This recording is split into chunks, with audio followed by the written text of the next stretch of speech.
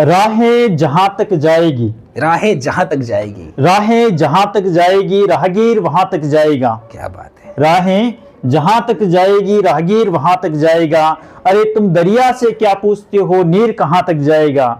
अरे खींच धनों की डोर, निशाना साधो अपनी मंजिल का, बाकी बाद में देखा जाएगा तीर कहां तक जाएगा। क्या बात। बाकी बाद में देखा जाएगा तीर कहां तक गजब जाएगा। गजब सर, बहुत शानदार। इस बच्चे बहुत ज्यादा मोटिवेट होंगे इससे कि एक दिन तेरा ऐसा होगा, प्यार सभी का संग पैसा होगा। एक दिन तेरा ऐसा होगा, प्यार सभी का संग पैसा होगा। चमकेगा ऐसा तारों जैसा, नाम तेरा लहराएगा। तेरी चमक देखकर ऊपर सूरज भी शर्माएगा, सूरज भी शर्माएगा। वाह सर, बहुत अच्छा। हेलो दोस्तों, कैसे हो आप सब। स्वागत है आप सबका मेरे इस चैनल पर। आप सबको सबसे पहले राधे राधे। दोस्तों, आपको पता है, आप सब जानते होंगे कि हम लोग बोर्ड एग्जाम में सबसे कम अहमियत जिस सब्जेक्ट को देते हैं वो सब्जेक्ट ही हिंदी है ना। और यही सबसे बड़ी हम गलती भी करते हैं। स्पेशली साइंस वाले जो बच्चे होते हैं ना सर, वो क्या करते हैं, सोचते हैं कि फिजिक्स कर लेते हैं, ठीक है, केमिस्ट्री कर लेते हैं, या मैथ्स बायो जो भी हो, और सबसे कम ध्यान देते हैं हिंदी पर, और वही उनका परसेंटेज गिरा देते हैं। अब ऐसे में दिक्कत ये आती है कि इनको लगता है, यानी बच्चों को, अधिकतर बच्चों को लगता है क्या कि एग्जाम से कुछ दिन पहले हिंदी पढ़ लेंगे, आसान तो है, पढ़ लेंगे, याद हो जाएगा, जाके एग्जाम देकर आ जाएंगे, वही परसेंटेज डाउन हो जाता है। तो दोस्तों, अगर आपको भी ऐसा फील होता है कि हिंदी कुछ नहीं है, तो ये वीडियो पूरा जरूर देखना। और अगर अभी तक आपने हिंदी पढ़ा नहीं है, तो इस बचे हुए 20 से 25 दिन में हम कैसे पढ़े कि हिंदी में 90+ हम क्रॉस कर जाए, आज हम इस पॉडकास्ट में बात करने वाले हैं। तो अगर अभी तक आपने इस चैनल को सब्सक्राइब नहीं किया तो सब्सक्राइब कर लीजिए, क्योंकि फ्यूचर में और भी हम ऐसे बहुत इंपॉर्टेंट वीडियोस लेकर के आने वाले हैं जिससे आपको बहुत ज्यादा फायदा हो सकता है। तो चलिए शुरू करते हैं। सबसे पहले हम अपने अतिथि का स्वागत करते हैं। तो सर, आपका स्वागत है हमारे इस चैनल पर, और आप इतने दूर से हमारे पास आए हो, तो इसी से पता चलता है कि बच्चों के प्रति आपकी सहानुभूति, आपकी प्यार कितना है। तो दोस्तों, सबसे पहले मैं परिचय कराना चाहूंगा कि सर, आप है गुरुवचन कल्याण जी, जो अभी सीकर में कार्यरत है और करीब 15 सालों से हिंदी में अध्यापन कर रहे हैं जी सर। और इनके बहुत सारे बच्चे ऐसे हैं जो हिंदी में फुल मार्क्स लेकर के आ चुके हैं। अब आप अंदाजा लगा सकते हो। और आज सर आपको बताएंगे कि हिंदी में कम समय में कैसे पढ़ाई की जाए कि 90+ क्रॉस हो जाए। तो सर, सबसे पहले मैं ये जानना चाहूंगा कि आप एक बार अपना परिचय बच्चों को खुद ही करवाइए कि बच्चे अभी जो हैं, स्पेशली जो बच्चे हैं इस वक्त हिंदी को लेकर के टेंशन में होंगे, साइंस वाले बच्चे स्पेशली ज्यादा होंगे, तो आप उनको थोड़ा सा एक बार मोटिवेट कर दीजिए कि ये इस समय वो ज्यादा टेंशन में ना रहे, नहीं तो उनका बाकी विषय भी खराब हो सकता है। सही। देखो, हिंदी विषय जितना आसान विषय भी नहीं है और हिंदी विषय जितना टफ विषय भी नहीं है सर। बिल्कुल सही कहा आपने। इसका कारण ये है सर कि हम इसको लाइटली ले लेते हैं। भाई बच्चे ये सोचते हैं कि भाई हिंदी ही तो है, पढ़ लेंगे। भाई जैसे एग्जाम के पास में 2-3 दिन बच्चे पढ़ते हैं, सही बात। उसके बाद में जितनी उन्होंने अदर सब्जेक्ट में मेहनत करी होती है वो सारी मेहनत खराब कर देती है हिंदी से। तो ऐसा है कि जैसे हमें हिंदी विषय जो है, जितनी वैल्यू और सब्जेक्ट्स को देते हैं उतनी ही वैल्यू हिंदी सब्जेक्ट को भी देनी चाहिए। इसमें मेरे मात्राओं में भी बहुत ज्यादा मार्क्स कटते हैं, है ना। बिल्कुल सर, बिल्कुल सर। देखो, मात्राओं का ऐसा है, ये शुरुआत से अभ्यास से ही ठीक हो पाते हैं। भाई अभ्यास अपना रेगुलर रहेगा, सही बात है, तो ही हम इसको ठीक कर पाएंगे। आज अगर हम ये सोचें कि भाई आज मैं हिंदी को एकदम से शुद्ध लिखना शुरू कर दूं, तो ये संभव नहीं है। क्योंकि हिंदी जितना डिफिकल्ट जो सब्जेक्ट है वो कोई सा है भी नहीं। तो जैसे साइंस के बच्चे हैं, वो स्पेशली बाकी सब्जेक्ट पे ध्यान दे देते हैं, और हिंदी में जब वो एग्जाम दे करके आते हैं तो उनको लगता है कि वो लगभग सही किए हैं, लेकिन फिर भी उनके मार्क्स कट जाते हैं और उनका परसेंटेज डाउन हो जाता है। तो आपके अकॉर्डिंग वो साइंस वाले बच्चे जो अभी देख रहे हैं हमें, या बाकी कोई भी अदर स्ट्रीम के जो अभी देख रहे हैं, वो कहाँ मिस्टेक करते होंगे, कहाँ उनके मार्क्स कटते होंगे? देखो सर, एक तो लेखन शैली है। भाई अपनी लेखन शैली किस तरीके की होनी चाहिए। सही बात है। लेखन शैली जो है वो सबसे ज्यादा महत्व रखती है हिंदी विषय में। इसके साथ अशुद्धियां कम से कम करें। भाई अशुद्धियां प्रत्येक बच्चे के आएंगी, ऐसा नहीं है कि भाई किसी भी बच्चे के पूरे में से पूरी जो आंसर लिखे वो सही है। सही है। अशुद्धियां लाजमी है, वो आएंगी ही, लेकिन लेखन शैली सबसे ज्यादा महत्वपूर्ण है। भाई किसी भी प्रश्न का उत्तर कैसे दिया जाए, किसी भी प्रश्न का उत्तर देने का एक अच्छा तरीका है कि भाई आप प्रश्न की लैंग्वेज से शुरू करें वे प्रश्न की भाषा कैसी है उसके अनुसार उत्तर लिखना शुरू करें। तो बिल्कुल बिल्कुल मैं समझ रहा हूँ दोस्तों। अगर आप लोगों को भी समझ में आ रहा है तो वीडियो तो अभी लाइक जरूर कर देना, शेयर कर देना। जो अब तक आपके नज़र में अगर कोई बच्चे तैयारी कर रहे होंगे तो मैं ये पूछना चाहूँगा कि जहाँ तक मुझे पता है कि सबसे ज़्यादा जो मार्क्स कटते हैं, जैसा कि आपने अभी कहा भी कि लेखन शैली में और मात्राओं में ज़्यादातर जी सर गलतियाँ होती है। तो अभी जो बच्चों के पास जो इतना समय है, इन कम समय में बच्चे अपने लेखन शैली को कैसे सुधारे और मात्राओं की जो गलतियां है उनको कैसे कम करें? क्या ये संभव है या फिर? जी सर, बिल्कुल संभव है। हमें ज़्यादा से ज़्यादा प्रयास करना चाहिए कि हम देखो, एग्जाम हॉल में हमें कॉपी मिलती है, कॉपी में सारा कुछ लिखना पड़ता है और एग्जामिनर जो कॉपी चेक करने वाले होते हैं वो अपना लिखा हुआ देखकर ही नंबर देते हैं। तो सबसे ज़्यादा फोकस करें कि भाई हम ज़्यादा से ज़्यादा लिख कैसे सकते हैं, ज़्यादा से ज़्यादा लिखने पर जोर दिया जाए। भाई हमने जितना पढ़ा है उसको लिख किस तरीके से कर सकते हो, ठीक है, उसको रिप्रेजेंट किस तरीके से करना है, रिप्रेजेंट करना ही सबसे ज़्यादा वैल्यूबल है सर। ओके जी सर। तो और बहुत सारे बच्चे ऐसे भी हैं, मैं चाहता हूँ बच्चों की तरफ से जितने क्वेश्चन है वो मैं करूँ और उम्मीद है कि बच्चों को समझ में भी आ रहा होगा कि उन्हें क्या करना चाहिए। जैसे अब एग्जाम का समय कम है ना, जी सर, एग्जाम का समय कम है और टॉपिक बहुत बड़ा है। जी सर। तो आप एक बार कृपया बच्चों को बताइए कि कौन सा टॉपिक वो सबसे पहले कवर करना चाहिए रिवीजन के लिए एक बार। तो मैं बच्चों से ये कहना चाहूँगा कि आजकल एग्जाम्स का जो पैटर्न है उसमें एमसीक्यूज और फिल इन द ब्लैंक्स और जो छोटे क्वेश्चन हैं वो ज़्यादा दिए जा रहे हैं। सही बात है, ये तो लगभग सभी में सभी जैसे चाहे सीबीएसई हो चाहे आरबीएसई हो, हर बोर्ड ने, चाहे बिहार बोर्ड हो, कोई सा भी बोर्ड हो, एमसीक्यूज की संख्या ज़्यादा बढ़ाई जा रही है। बिल्कुल, क्योंकि ये आगे की जो प्रतियोगी परीक्षाएं हैं उनके लिए भी उपयोगी है, ठीक है। तो इसी हिसाब से जो छोटे प्रश्न हैं उनको अच्छे से तैयार किया जाना चाहिए। ओके, मतलब कि आप ये कहना चाहते हैं कि जो ब्लूप्रिंट है, हाँ, वो उनको फॉलो करें। जैसे ब्लूप्रिंट तो शुरुआत से फॉलो कर लेना चाहिए, जिस दिन से ब्लूप्रिंट आया है उसी दिन से बच्चे को फॉलो कर लेना चाहिए, क्योंकि ब्लूप्रिंट के आधार पर ही पेपर बनेगा और उसी के अकॉर्डिंग हमें पूरी रणनीति तैयार करनी है। और इस समय भी हमें ध्यान दे लेना चाहिए कि ब्लूप्रिंट हमें हमारे पास होना चाहिए हमेशा हमेशा। जिस प्रकार से देखो पुराने लोग जैसे युद्ध में जाया करते थे, उस समय युद्ध में जाने से पहले पूरी युद्ध की सामग्री अपने साथ लेकर के चलते थे, एक साथ लेकर के जाते थे, ठीक है। उसी प्रकार से हमें हमारे पास ये युद्ध की सामग्री है ब्लूप्रिंट, इसके आधार पर ही हमें लड़ाई लड़नी आगे की, तो ब्लूप्रिंट हमारे पास होना चाहिए। मतलब कि दोस्तों आप ये समझ लो कि अगर आपके पास समय कम है और टॉपिक ज्यादा रिवीजन करना है, ज्यादा रिवाइज करनी है, तो ऐसे में, या फिर आपने कम पढ़ा है, तो ऐसे में आपको सबसे पहले जो बहुविकल्पीय प्रश्न कहते हैं, है ना, शायद मल्टीपल चॉइस क्वेश्चन को, ठीक है, आप उन पर फोकस कीजिए। एक बार अपना ब्लूप्रिंट निकाल करके देख लीजिए कि कौन से चैप्टर से ज्यादा वैसे 1 नंबर के जो ऑब्जेक्टिव क्वेश्चन है वो आ रहे हैं। एक बार आप उनको रिवाइज कीजिए, क्योंकि उसमें से करीब करीब आपके, जहां तक देखा जाए तो करीब 36 नंबर के प्रश्न आ जाते हैं, है ना। और 2 नंबर के अगर हम मिला दें तो लगभग 50 नंबर क्रॉस कर जाता है, 50 से 56 नंबर तक का होता है। तो अगर आप इन चीजों को कवर कर लिए तो 56 नंबर तक अगर पूरा कर लेते बच्चे तो 56 नंबर में लगभग सारे सही हो गए तो पूरे आ गए, और नहीं भी आए तो कम से कम 45 से 50 नंबर आ जाएंगे। और बाकी के जो लेखन से उनसे वो मतलब इजीली 85 नंबर से लेकर 95 के बीच में, 85 से 95 के बीच में लाया जा सकता है।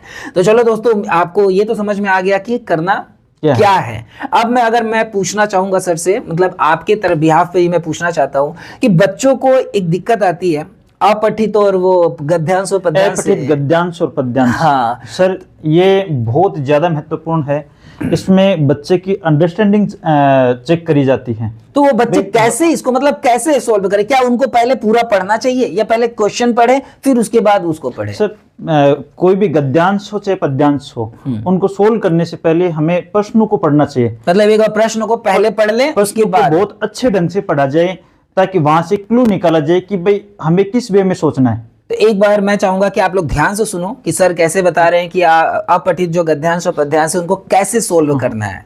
मैं बता रहा हूँ कि जैसे कोई भी अपठित गद्यांश और पद्यांश हैं, उन्हें सोल्व करने से पहले, उन्हें पढ़ने से पहले उससे संबंधित जितने सारे प्रश्न दे रखे हैं उनको ध्यान से पढ़ें, ठीक है, और वहां से ऐसा क्लू निकालें कि भाई हमें किस वे में सोचना है। अपठित पद्यांश जो होता है बड़ा डिफिकल्ट होता है, उसके प्रश्नों को पढ़ने के बाद में ही हम अंदाजा लगा पाएंगे कि हमें इस पद्यांश का अर्थ क्या लेना है, भावार्थ क्या लेना है। बिल्कुल। उसी के बाद में हम प्रश्नों को आराम से सोल्व कर पाएंगे, किसी भी प्रश्न में कोई समस्या नहीं होगी। मतलब ये गद्यांश और पद्यांश दोनों के लिए है? दोनों के लिए। मतलब दोस्तों एक बार मैं इसको सिंप्लीफाई कर दूं, आप जब गद्यांश या अपठित गद्यांश या पद्यांश पढ़े, या पठित भी हो सकता है, दोनों के लिए हो सकता है, दोनों के लिए ना? तो सबसे पहले आप ना उस पैराग्राफ को पढ़ना शुरू ना करें। जी सर। मैं सही हूं? जी सर। ठीक है ना, कि सबसे पहले पैराग्राफ को नहीं पढ़ना है, पहले क्वेश्चन को पढ़ लेना है, और क्वेश्चन में से कुछ ऐसे शब्द आपको याद रखने हैं जो मेन पूछा हुआ है। जी सर। जी सर। है ना, उसके बाद आपको क्या करना है कि पैराग्राफ पढ़ना शुरू करना है। तो जब आप पैराग्राफ पढ़ना शुरू करोगे तो जो क्वेश्चन में आपने पढ़ा था उससे मिलता जुलता आपको मिल जाएगा, और हो सकता है कि बहुत जल्दी आपको आंसर जी सर मिल जाए। क्या मैं सही हूँ? जी सर। तो जी दोस्तों आप चलते हैं आपके कुछ अगले प्रश्न पर। भाई कोई भी जैसे मान लो गांठ खोलने से पहले उस गांठ को ध्यान से देखना जरूरी कि भाई गांठ किस तरीके से उलझी हुई है, वो कैसे उलझी हुई वो है। गांठ जहां से उलझी हुई है वो प्रश्नों से पता चल जाएगी भाई गांठ कहाँ उलझी हुई है। सही बात है। ये तो बहुत बढ़िया ट्रिक बताया सर आपने, है ना। आप लोग बहुत सारे बच्चे ऐसे करते हैं, बहुत सारे बच्चे क्या करते हैं, सीधे अपठित गद्यांश पढ़ना शुरू कर देते हैं, पढ़ना शुरू करते हैं और लाइन से लाइन मिलाने की कोशिश करते हैं। और बहुत ऐसे करते भी बहुत सारे बच्चे ऐसे होते हैं जो लाइन से लाइन मिला करके उत्तर दे दिया, सेम उतार देते हैं। सेम उतार देते हैं, लेकिन ऐसा कभी नहीं करना है। जैसे कोई भी प्रश्न पूछा गया है, प्रश्न की भाषा से उत्तर बनाना है। ओके। जैसे मान लीजिए कोई सामान्य क्वेश्चन पूछा गया, जैसे राजस्थान की राजधानी क्या है, तो सारे के सारे बच्चे पद्यांश में से उत्तर या गद्यांश में से उत्तर निकालेंगे जयपुर, सीधा लिख दिया, जबकि ये तरीका गलत है। फिर सही तरीका ये है कि भाई राजस्थान की राजधानी जयपुर है, इस तरीके से पूरा उत्तर दें ताकि आगे कोई किसी प्रकार का कोई संशय न रहे। बिल्कुल। मतलब आप लोग इस बात को ध्यान से समझना कि शॉर्ट में आंसर नहीं देना है, जो भी आंसर देना है कंप्लीट सेंटेंस में देना है। जी सर। है ना।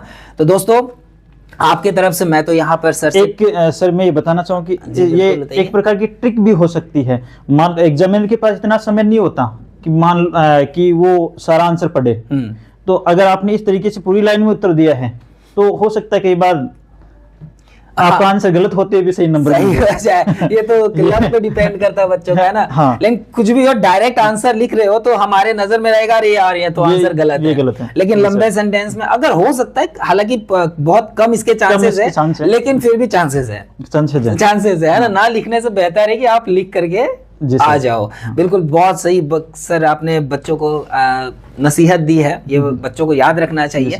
खैर और भी कुछ प्रश्न है जो बच्चे हमसे मतलब हमें व्हाट्सएप किए थे आपसे पूछने के लिए। तो कुछ प्रश्न ऐसे हैं कि हिंदी में जैसे बच्चे ज्यादा समय नहीं दे पाते, और इसके पीछे के बच्चे कारण बताते हैं क्या कि घर से पेरेंट्स के जो एक्सपेक्टेशंस होते हैं ना, जो उम्मीदें होती है वो फिजिक्स से, साइंस से, इन सब चीजों से ज्यादा होती है। स्पेशली साइंस के बच्चों के लिए, आर्ट्स वाले तो फिर भी कवर कर लेते हैं, लेकिन जो साइंस के हैं, जो मतलब बाकी अदर स्ट्रीम जो भी हो गए, तो वो क्या होता है कि पेरेंट्स के दबाव की वजह से ना मेजर सब्जेक्ट पे कवर करते हैं, वो हिंदी वगैरह को और इंग्लिश वगैरह को लाइटली ले लेते हैं। तो पेरेंट्स के पर्पज से आप क्या नसीहत देना? ये सर देखो, सारे के सारे जितने पेरेंट्स हैं उनकी यही आशा रहती है कि भाई मेरा बच्चा मैथ्स में होशियार हो, साइंस में होशियार हो, बाकी हिंदी जैसे विषय पर ध्यान नहीं देना चाहते वो, और उनकी यही सबसे बड़ी भूल है। भाई हिंदी भाषा में हमारा भारत देश जो है, इसमें सारा का सारा विचार विनिमय जो है वो हिंदी भाषा के माध्यम से ही होता है, या तो हिंदी भाषा अपने पास या फिर कोई क्षेत्रीय भाषा जो है वो है, ठीक है।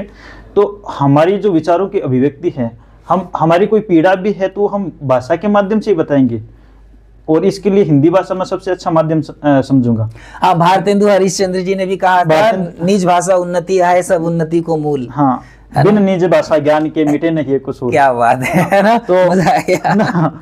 बिना खुद की भाषा के जो हे का सूल होता ना वो नहीं मिटता। सही बात है। अपने विचारों की अभिव्यक्ति देखो, बच्चा साइंस में ठीक है, गणित में बहुत अच्छा है, लेकिन जीवन का गणित सुलझाने के लिए हिंदी बहुत ज्यादा जरूरी है सर। बिल्कुल, जीवन का गणित अपने विचारों की अभिव्यक्ति का एक बहुत अच्छा जरिया सर हिंदी भाषा, अपने विचारों की अभिव्यक्ति। पेरेंट्स से जुड़ने के लिए कैसे समझाएं? ये पेरेंट्स को इसी प्रकार से समझाएंगे कि भाई सारी चीजें जरूरी हैं। क्योंकि पेरेंट्स भाई- का एक्सपेक्टेशन कुछ बाकी सब्जेक्ट को लेकर भी हो बाकी रहता subject है को- और ऐसे में बच्चे बहुत ज्यादा टेंशन में आ जाते हैं, तो जी सर। उनका ध्यान ही हिंदी से हट जाता है। जी सर, देखो पेरेंट्स को ये बातें समझानी पड़ेगी। पहली बात तो ये कि भाई जैसे अंकों की बात करें भाई 100 नंबर की जैसे मैथ्स आ रही है, 100 नंबर की साइंस आ रही, तो हिंदी भी 100 नंबर की ही आएगी। ये उनको ध्यान में रखना चाहिए, ठीक है। दूसरी बात, आगे जाकर के ये सारी चीजें प्रैक्टिकली रहेंगी, लेकिन अपने जीवन में और अन्य जगहों पे समाज से जुड़ने के लिए, परिवार से जुड़ने के लिए, दोस्तों से जुड़ने के लिए, हर जगह जुड़ने के लिए, और इन सारी की सारी जो सब्जेक्ट हैं, चाहे मैथ्स हो चाहे साइंस हो, इनको रिप्रेजेंट करने के लिए भी हिंदी सबसे ज़्यादा ज़रूरी है सर। दोस्तों मैं आपको बताना भी चाहूँगा कि मेरे एक जानकार हैं, स्टूडेंट हैं, क्योंकि प्राइवेसी की वजह से हम नाम तो नहीं ले सकते, लेकिन फिर भी मैं बोलना चाहूँगा कि उनके वो साइंस स्ट्रीम के ही वो थे, मतलब वो स्टूडेंट ही थे मेरे, तो उनके लगभग 95, 98, 97 करके मार्क्स आए, लेकिन हिंदी में जो उनके मार्क्स आए थे वो 75 से 78 के बीच में रह गए। उनका बहुत ज़्यादा परसेंटेज डाउन हो गया। मतलब जो परसेंटेज 97 से 99 के बीच में आ रहा था, वो सीधे लगभग वो 88 से 90 के करीब पहुंच गए। जी सर। अब सोचो हिंदी का कितना इंपॉर्टेंस है। ऐसे में बच्चे अगर हिंदी को अगर ऐसे सर हजारों लाखों बच्चे मिलेंगे हमें, और रिजल्ट के समय रोते हुए मिलेंगे, और उनको बाद में पछतावा होता है कि काश हिंदी पे थोड़ा सा भी ध्यान दे लिया होता। जैसे हम साइंस में, मैथ्स में मान लो सब्जेक्ट को 2 घंटे दे रहे हैं या 3 घंटे दे रहे हैं, मैं बोल रहा हूँ हिंदी विषय को 15 मिनट दे दीजिए आप। सही बात है, 15 मिनट में सब काम हो जाएगा सर। पर डे, हाँ पर डे 15 मिनट दे दिए, 15 क्लास में पढ़ा है, बाकी 15 मिनट पढ़िए, बस सब कुछ ठीक होता जाएगा। और विशेष जो मैंने पहले भी बता दिया, लेखन शैली महत्वपूर्ण है, और साथ में राइटिंग आपकी अच्छी होनी चाहिए। राइटिंग तो दोस्तों आपको भाई राइटिंग कोई सा भी सब्जेक्ट हो, चाहे वो बच्चा 10-15 नंबर जो है वो बढ़त बना करके चलता है शुरुआत से। राइटिंग अच्छी होने का ये फायदा है कि 10-15 नंबर बढ़त में लेकर के चलता है वो, क्योंकि राइटिंग को देखते ही पॉजिटिविटी आ जाती है। भाई अपनी शक्ल कैसी है एग्जामिनर देखता है, शक्ल कैसी है और आप कितने मेहनत कर रहे हो, उससे एग्जामिनर को कोई फर्क नहीं पड़ता। जरूरी है कि भाई आपकी राइटिंग कैसी है। जी सर, ये तो बहुत अच्छी बात है कि आपकी राइटिंग से एग्जामिनर अंदाजा लगा लेगा कि आप हो कैसे। जी सर, और क्या लिखे हो उसने अगर पढ़ लिया तब तो फिर तो बात ही अलग है। जी सर, जी सर, है ना। हाँ। तो ये तो गजब की बात है दोस्तों, सोचो, है ना। तो सर अब एक बात और बता दीजिए बच्चों को कि जैसे कुछ बच्चे अभी कंफ्यूज होंगे कि ग्रामर पहले पढ़े या फिर बाकी जो टॉपिक है वो पहले पढ़े, तो आप क्या बताना चाहेंगे? सर ग्रामर का पोर्शन जो है वो चाहे 10th क्लास में ले लो चाहे 12th क्लास में ले लो, लगभग नए के बराबर सी है। भाई 12th क्लास में तो बिल्कुल हटा ही दिया गया है। भाई रचना और साहित्य का पोर्शन है बिल्कुल, और बाकी 10th क्लास में 8 नंबर की व्याकरण है, 2 नंबर के लोकोक्ति मुहावरे हैं। बाकी रचना का पोर्शन है, जैसे निबंध है, अपठित गद्यांश पद्यांश है। ठीक है। इस बार नया टॉपिक और जोड़ा है, संक्षिप्तकरण और प्रलंबन। तो ये आगे के भाई जैसे आपने जो आगे कंपटीशन एग्जाम देंगे उनके लिए भी फायदेमंद है। तो सबसे पहले मैं चाहूँगा कि जो टॉपिक अपना सबसे अच्छे से तैयार है उसको और अच्छे से तैयार किया जाए। कई बार ऐसा होता है भाई, बहुत सारे बच्चे ऐसे होते हैं जिन्होंने मान लो टॉपिक तैयार कर लिया, जो नहीं आ रहा उसको तैयार करने के चक्कर में जो तैयार किया हुआ है वो छूट जाता है। सही बात है। तो मेरे हिसाब से इस समय कई ऐसे बच्चे होंगे जिन्होंने बहुत कम तैयार किया है, या फिर जिनको लगभग 75% आता है, वो 25% के चक्कर में बाकी 75% खराब कर देते हैं। तो मेरे हिसाब से छोड़ना क्या है, छोड़ने पर ज्यादा जोर दिया जाए।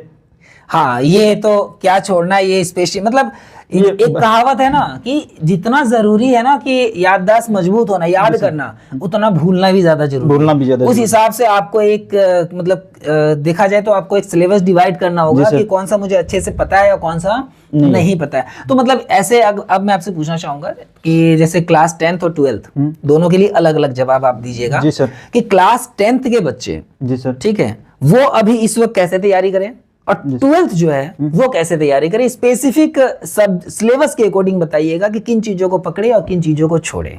जी सर, ये देखो प्रत्येक बच्चे के मतलब ये क्लास 10th के लिए आप क्लास 10th के लिए मैं बता रहा हूँ, प्रत्येक बच्चा प्रत्येक बच्चे को इस बात का अच्छे से ध्यान है कि मेरे कौन से टॉपिक अच्छे से तैयार हैं। उनको पहले ठीक से तैयार कर ले। उसके बाद में जैसे निबंध अच्छा टॉपिक है सर, 6 नंबर का पूछा जाएगा, और इसमें से प्रत्येक बच्चा जो ठीक ठाक लिख के आता है, जैसा पैटर्न निबंध का होता है उस तरीके से लिख के आता है, तो उसमें बच्चा कम से कम 4 से 5.5-6 नंबर तक प्राप्त कर सकता है। ठीक है। इसके अलावा संक्षिप्तीकरण और प्रलोभन बहुत आसान टॉपिक है सर। अरे वाह। आराम से 4 नंबर का टॉपिक है, अगर जिस तरीके से पैटर्न है पैटर्न के अकॉर्डिंग करें तो आराम से 4 नंबर मिल सकते हैं इसमें। ठीक है। अपठित गद्यांश और पद्यांश बहुत इजी है सर। 5-7 अपठित गद्यांश पद्यांश सोल्व करो, उसके बाद में आराम से एग्जाम में कर पाओगे। मतलब ये वो बता रहा हूं जिनमें आसानी से नंबर प्राप्त किया जा सकता है। मतलब कोई भी बच्चा नंबर कोई भी बच्चा एनीवन कोई भी इनमें आराम से नंबर प्राप्त कर सकता है। और अगर वो मतलब ऑब्जेक्टिव क्वेश्चंस कर ले तो लगभग 80 तो क्रॉस कर जाएगा आराम से सर, है ना भाई। जैसे एमसी ऑब्जेक्टिव जो बता रहे हो आप वो कर ले, और साथ में ये रचना वाला जो पार्ट है ये कर ले। मतलब दोस्तों सोचो कि इस वीडियो से आपको कितना ज्यादा फायदा हो रहा है कि आप घर बैठे बैठे ये जान पा रहे हो कि आपको कैसे बहुत कम मेहनत में 80 नंबर से ऊपर हम पहुंचा सकते हैं ना। तो दोस्तों इस बात पर चैनल सब्सक्राइब तो होना चाहिए। अभी तक अगर आपने चैनल सब्सक्राइब नहीं किया तो बिल्कुल कर लीजिए, लाइक कर लीजिए और अपने दोस्तों को वीडियो शेयर कर लीजिए। तो क्लास 10th के बच्चों को तो क्लियर हो गया होगा। जो बच्चे बहुत कमजोर हैं, हालांकि कमजोर मैं मानता नहीं हूँ कि कोई कमजोर होता है, क्योंकि वो मेहनत पर डिपेंड करता है, लेकिन फिर भी जो बच्चे अभी तक पढ़ाई में मेहनत नहीं किए हैं, जो एवरेज औसत बच्चे और जो टॉपर होने वाले या टॉपर की काबिलियत रखते हैं, उन सबके लिए ये मायने रखता है कि जो सबसे पहले आपको बहुत अच्छे से आंसर आता है उसको करो और ब्लूप्रिंट जरूर फॉलो करो। तो ये रहा क्लास 10th के बारे में। अब मैं 12th के बारे में सर से पूछना चाहूंगा। सर एक बार 12th के बारे में बता दीजिए। सर 12th में भी जैसे बहुत सारे ऐसे टॉपिक हैं जो 10th में थे। अच्छा। जैसे निबंध का जो पार्ट है वो पूरा का पूरा वैसे पूछा जाएगा। ठीक है। इसके अलावा उस जैसे किताबों में जैसे अपठित गद्यांश से पद्यांश से वो सेम टू सेम पूछे जाएंगे 6 नंबर के। तो ये 18 नंबर तो सीधे सीधे हो रहे हैं। भाई जैसा 10th में आपने तैयार किया है वैसा का वैसा 12th क्लास में सीधा सीधा पूछा जाएगा। ठीक है। इसके अतिरिक्त जो पाठ्य पुस्तकें हैं उन पे विशेष फोकस रखना चाहिए। उनमें भी जैसे एमसीक्यूज का विशेष रोल है सर। अच्छा। हाँ, एमसीक्यूज में जैसे 3 अलग अलग जैसे शब्द शक्ति है, अलंकार है, भाषा व्याकरण लिपि है, इनसे 6 क्वेश्चन पूछे जाएंगे। तो ये अच्छे से तैयारी करनी चाहिए। बाकी पाठ्य पुस्तकों के बीच में से वो जो एमसीक्यूज हैं, छोटे छोटे प्रश्न जो हैं वो निकालने चाहिए बच्चों को। तो सर आप एक बार और बच्चों को ये बता दीजिए कि जिन बच्चों का औसत तैयारी है वो कौन से टॉपिक अभी छोड़ सकते हैं? ये बच्चे के खुद के ऊपर निर्भर है। भाई कौन सा टॉपिक मेरा कमजोर है, हाँ, उसको तैयार करने की बजाय जो आपका टॉपिक अच्छे से तैयार किया हुआ है उसको और अच्छे से तैयार करें। और जैसे कॉपी लिखते समय वो खंडवार जैसे खंड एबेसिड दिया हुआ होता है ना, सेक्शन वाइज पेपर को सोल्व करें। ठीक है भाई। जैसे मान लो एमसीक्यूज पहले सोल्व कर दिया बच्चे ने, उसके बाद में जो बै पार्ट आता है उसको सोल्व कीजिए, उसके बाद में खंडवार सोल्व करते जाइए पेपर को। क्योंकि कई बार जैसे एग्जामिनर कॉपी चेक करता है, तो अगर आपने सेक्शन वाइज प्रश्नों को सोल्व नहीं किया है तो प्रश्नों को जोड़ने में या फिर अंक देने में थोड़ी सी मिस्टेक हो जाती है। तो कई बाद में रिवैल्यूएशन में केवल उनकी गणना होती, काउंटिंग होती, केवल फिर से नंबर नहीं दिए जाते। मतलब वहाँ दिक्कत हो सकती है, वहाँ दिक्कत हो सकती है। ओके दोस्तों, उम्मीद है कि आपको बहुत सारी चीजें समझ में आ रही होंगी। फिर भी मैं आपकी तरफ से एक और क्वेश्चन करना चाहूंगा सर से। सर आप मुझे ये बताइए कि बच्चे जो है ना हिंदी के समय में हालांकि वो तैयारी कम करके जाते हैं, सिंपल सी बात है।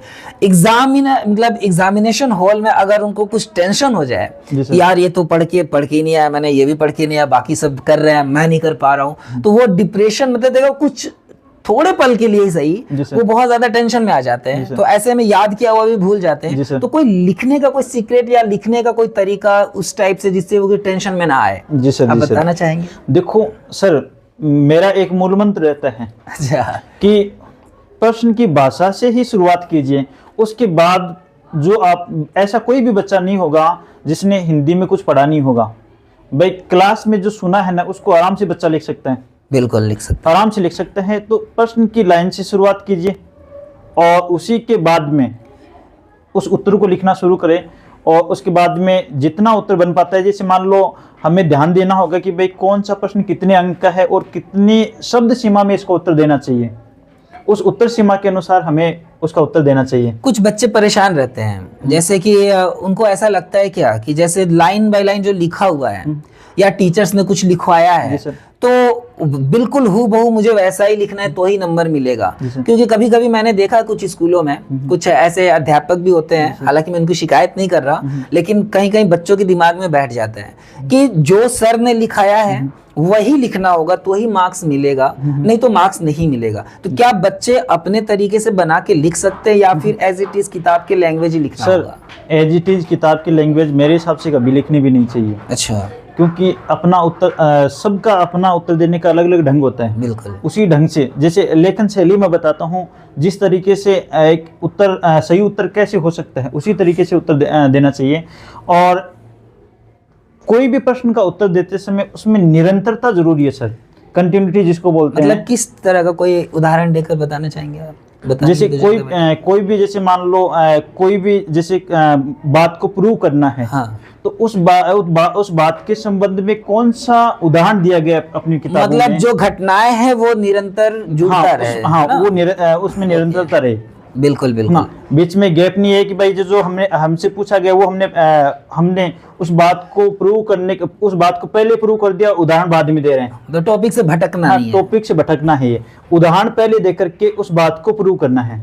बिल्कुल। तो आप समझ गए हैं कि किस तरीके से लिखना है और टेंशन बिल्कुल नहीं लेना। मैं भी आपसे कहना चिंता तो बिल्कुल करनी नहीं सर, चिंता करने से कुछ नहीं होना। चिंता से चतुराई घटे, दुख से घटे शरीर, दुख से घटे शरीर। खैर जो भी हो, मैं भी आप लोगों से इतना कहना चाहूंगा, इतना रिक्वेस्ट करना चाहूंगा कि जब भी आप एग्जामिनेशन हॉल में बैठे तो सबसे पहले जो आप घटना फेस करोगे वो ये होगा कि क्वेश्चन पेपर मिलते ही ना बहुत सारे बच्चे लिखना शुरू कर देंगे और आपका 10 मिनट जो है ऐसे निकलते जाएगा क्वेश्चन पेपर पढ़ते वक्त। तो आप सोचेंगे सबने लिखना शुरू कर दिया, कहीं मैं पीछे ना रह जाऊं, तो आप बिना क्वेश्चन पेपर कंप्लीट किए आप भी लिखना शुरू कर दोगे। तो ऐसा आपको नहीं करना है। जी सर, पहले पूरे प्रश्न पत्र को ध्यान से पढ़ना चाहिए और अपने आसपास क्या घटित हो रहा है इन सबको भूल जाना चाहिए। तो जो सबसे अच्छे तरीके से आए उसको पहले करना चाहिए। जो सबसे अच्छे तरीके से आए उसको पहले करें, ताकि हमारा जो दबाव है, दिमाग पर जो प्रेशर है, वो दूर हो जाए। और एग्जामिनर जब आपका आंसर शीट चेक करे तो उनको ऐसा लगना चाहिए कि बच्चे को याद है। जी सर, जी सर। तो उस वक्त मेंटलिटी उनका नंबर देने वाला बन जाता है। जी सर, जी अगर शुरुआत में ही गलत हो जाए तो उनके दिमाग में आएगा एवरेज बच्चा है, एवरेज नंबर देकर निपटा देते हैं। जी सर, जी सर। ऐसा भी हो सकता है ना। तो खैर जो भी हो बच्चों, एक बार सर आपको कुछ मोटिवेशन वाली लाइन भी सुनाएंगे तो जो आपको बहुत पसंद आएगा। और मोटिवेट तो होना है क्योंकि 1 महीना तो एग्जाम बचा हुआ है। अब 1 महीने भी पूरी देखा जाए तो ढंग से नहीं है, 12 तारीख से है और आज करीब करीब 11 हो गया है ना, लमसम देखा जाए तो। सर आप कुछ बच्चों को सुनाना चाहोगे, कुछ कहना चाहोगे? जी सर, बिल्कुल। मैं हमेशा से बच्चों को मोटिवेट करते ही आया हूँ और आज भी इस चैनल के माध्यम से पूरे देश के बच्चों को मोटिवेट करना चाहता हूँ। बिल्कुल। ठीक है, तो एक शेर जो मैं अक्सर सुनाया करता हूँ बच्चों के सामने, बिल्कुल, कि रख हौसला वो मंजर भी आएगा। क्या बात है, रख हौसला वो मंजर भी आएगा, प्यासे के पास चलकर समंदर भी आएगा। प्यासे के पास चलकर समंदर भी आएगा। थककर ना बैठ ए मंजिल की मुसाफिर, थककर ना बैठ ए मंजिल की मुसाफिर, मंजिल भी मिलेगी और मिलने का मजा भी आएगा। क्या बात है, क्या बात है, तो मजा आ गया। दोस्तों खैर जो भी हो, अब आप उम्मीद है कि अगर आपको ये वीडियो मतलब आपको लिखने का तरीका इस वीडियो के माध्यम से आपको समझ में आया होगा। आप एक बार वीडियो को वापस से अगर आप देखोगे तो सारी चीज़ें और ज़्यादा अच्छे तरीके से क्लियर हो जाएगा। तो हिंदी को लाइटली बिल्कुल नहीं लेना है, नहीं तो ये आपकी परसेंटेज को डुबा देगा। और अगर आपने हिंदी को बहुत अच्छे से लिया तो इससे आपका परसेंटेज भी हाई जाएगा। तो खैर अगर एवरेज बच्चा है तो वो भी पास हो जाएगा बहुत अच्छे से इस वीडियो को देखने के बाद, अगर वो इम्प्लीमेंट करता है। फेल होने वाला अगर कोई बच्चा है तो वो भी बहुत अच्छे से पास हो जाएगा। मतलब कि हमने इस वीडियो में लगभग सारे टॉपिक कवर कर लिए हैं। फिर भी अगर आपको ऐसा लगता है कि कोई क्वेश्चन हमसे आपका रह गया हो, छूट गया हो, तो नीचे कमेंट जरूर करना। और अगर आपके सारे डाउट्स क्लियर हो गए तो भी आप कमेंट करके आप जरूर बताना कि आपको कितना अच्छा लगा। मतलब कि आप अपने तरीके से अपने एक्सपीरियंस को शेयर करना। कोई क्वेश्चन हो, अगर आप सर से कोई क्वेश्चन करना चाहते हो, कोई अपने डाउट क्लियर करना चाहते हो, तो भी आप नीचे कमेंट कर सकते हो। एक छोटी सी नसीहत और देना चाहूंगा बच्चों को कि बच्चे जो कमजोर बच्चे हैं उनके लिए अलग था, जो होशियार बच्चे हैं हाँ। वो कई बार जैसे 1-2 नंबर से, जैसे मान लो जो 100 वाले बच्चे हैं वो 98 पे 97 पे रह जाते हैं। उसका कारण ये होता है कि जैसे मान लीजिए उन्होंने कॉपी को ठीक से सजाया नहीं, डेकोरेट नहीं किया। ओके। तो डेकोरेशन का भी बड़ा महत्व रहता है सर। मतलब लिखने का तरीका, लिखने का जो तरीका है, लेखन शैली है, वो बड़ी महत्वपूर्ण होती है। शब्दों को इस तरीके से सजाना है, मतलब जिस प्रकार से एक दुल्हन सजी होती है उस प्रकार से कॉपी को सजाना है। प्रत्येक पेज पलटते समय जो एग्जामिनर होता है उसके ऐसे लगना चाहिए घूंघट उठा रहा हूँ। अच्छा अच्छा। जी सर, जी मतलब अगर मतलब मैं क्वेश्चन लूं, जी सर, जैसे कहीं लिखा हुआ कि संदर्भ सहित व्याख्या कीजिए, जी सर, तो उस आंसर को कैसे लिखना चाहिए, कहाँ से शुरू करना चाहिए? सर उसका लिखने का तरीका है, उसका संक्षिप्तीकरण कर दीजिए पहले। तो पहला पॉइंट मतलब पहला पैराग्राफ में क्या लिखना चाहिए? जैसे मान लो जो भी पैराग्राफ दिया गया है हाँ। उसको पहले शॉर्ट करके लिखना है, संक्षिप्तीकरण बोलते हैं उसको, ठीक है। प्रेसाइज करके, प्रेसाइज में 1/3 लिखा जाता है, इसमें एक लाइन में पूरे को लिखना है, शुरुआत के 2-3 शब्द और बीच में डॉट डॉट। तो उसके अंत में विशेष भी देना जरूरी है क्या? जी सर, बिल्कुल विशेष देना बहुत ज्यादा जरूरी है। विशेष में जैसे आप कोई भी कला पक्ष से देख सकते हो, भाव पक्ष से देख सकते हो, और व्याकरण से संबंधित कुछ है वो दे सकते हो। कोई भी व्याख्या है उसको 4 पार्ट में डिवाइड करके करना चाहिए। जैसे आपने शुरुआत में संदर्भ लिखा, उसके बाद में प्रसंग लिखा, उसके बाद में व्याख्या लिखी, उसके बाद में विशेष ज्यादा जरूरी है सर। विशेष का 1 नंबर रहता है। अच्छा। हाँ, ये सारी की सारी अलग अलग पार्ट में डिवाइड रहते हैं भाई। एक जैसे सप्रसंग व्याख्या 6 नंबर की है, तो उसमें 1 नंबर जो है वो विशेष का भी रहता है। ओके, तो दोस्तों बहुत इंपॉर्टेंट इन्फॉर्मेशन है। अगर आपने विशेष छोड़ दिया तो आप 100 से सीधे 99 पर आ जाओगे, है ना। तो खैर दोस्तों, उम्मीद है कि आपको वीडियो बहुत अच्छी लगी होगी। चैनल को सब्सक्राइब जरूर करना, वीडियो को अपने दोस्तों से जो जानकार हैं, अगर आपके घर पे कोई अगर तैयारी भी बोर्ड एग्जाम से रिलेटेड, हिंदी से रिलेटेड नहीं भी कर रहा हो, तो जो भी आपके जानकार है उनको वीडियो जरूर शेयर करना। तो दोस्तों मिलते हैं हम लोग अगले वीडियो में, तब तक के लिए thank you so much. Radhe Radhe. Comment जरूर करना, और सर आपको भी पूरे दिल से बहुत बहुत धन्यवाद कि आप इतने दूर से हमारे पास आए हो।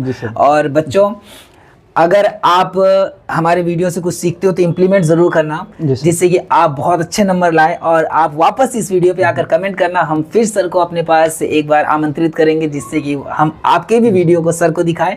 आप अपना वीडियो भी, अगर मार्क्स अच्छे आते हैं, ऑब्वियसली इंप्लीमेंट करेंगे तो मार्क्स अच्छे आएंगे। बिल्कुल सर। तो अपना वीडियो भी बना करके मुझे स्क्रीन पे मेरा व्हाट्सएप नंबर चल रहा है, आप उस पर शेयर करना। मैं अपने चैनल पर उस वीडियो को अपलोड करूंगा और सर के साथ भी साझा करूंगा। तो तब तक के लिए थैंक यू सो मच दोस्तों, मिलते हैं फिर अगले पॉडकास्ट में। थैंक यू सर, बहुत बहुत धन्यवाद।